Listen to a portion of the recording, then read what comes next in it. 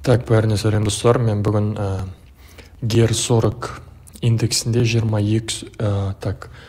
11 күні ашылған позицияға обзор жасағым келіп отыр. Бұл позиция маған сделка $200 алып келді. Так, 11 күнге барып көрейік онда. 11 күні мына күн болатын. Так, жалпы үлкен таймфреймнен басайық. Бізге қатты дневной керек емес бұл жерде. Так, бір сағаттық таймфреймде қарап отырсаңыздар, бізде order flow жүріп жатыр. Мына жерден көріп отырсыздар, мына жерден басталды, мынау, мына жерде имбаланс толтырды, келді. И, короче, и еще астында цельдар болды, мынау. Бәрі бізде, по идее, equal low. Барлығы бұлай. Бәрі цель ше бізде. Бәрі цель бізде. Так.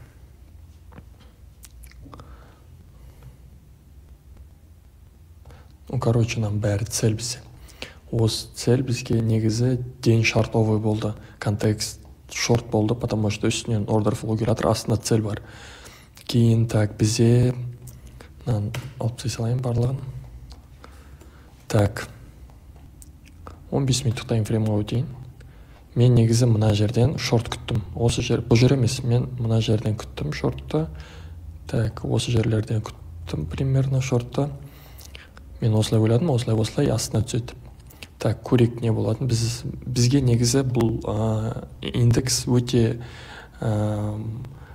манипуляция көп жасайды, яғни бүйтіп сессионный манипуляция көп жасайды, бүйтіп свитчаларды бүйтіп, например, Азияның лойын алып, үлкен бір движение береді. Бір скальперский сделкаларды ұстауға болады. Сондықтан мен бұл жерде скальперский сделка ұстадым.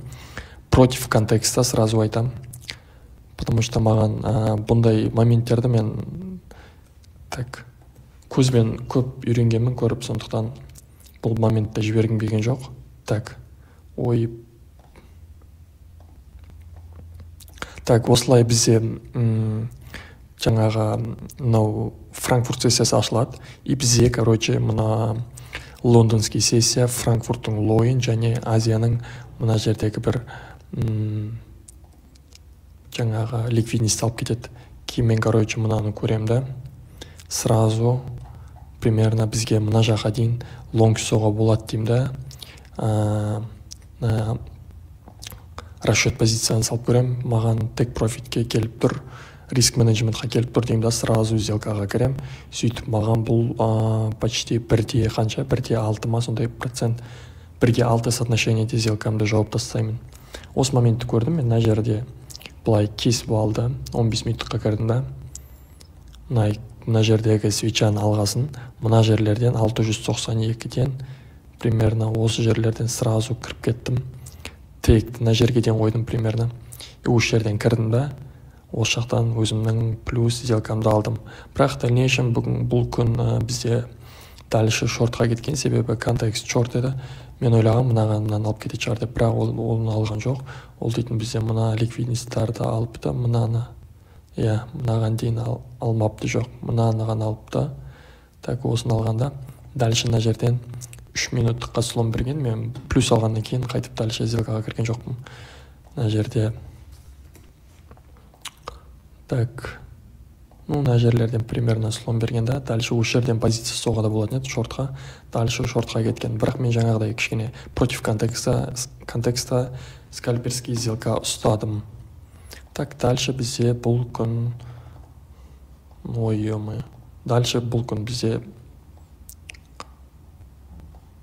так, көріп тұрғандарыңыздай, дальше шортқа кеткен. Осындай менің кішігірім разборым сделкаға. Алдағы уақыттарда да разбор шығартыруға тырысамын. Міне мына сделка жаңағы скринін қойғам. Кірген шыққан цена барлығы бар. Бұл фандинг пипс. Фандинг пипса маған $200 алып келген сделка. Сау болыңыздар.